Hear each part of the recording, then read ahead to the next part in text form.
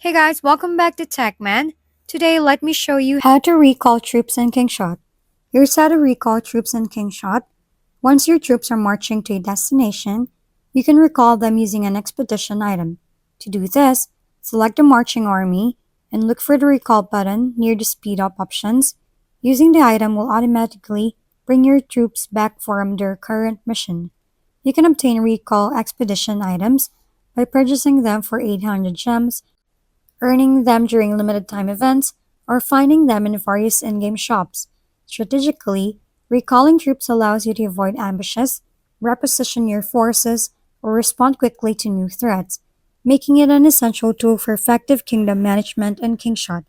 Additionally, plan your recall carefully to ensure your troops return safely without losing morale or stamina, and always monitor ongoing battles to maximize the effectiveness of your recall strategy.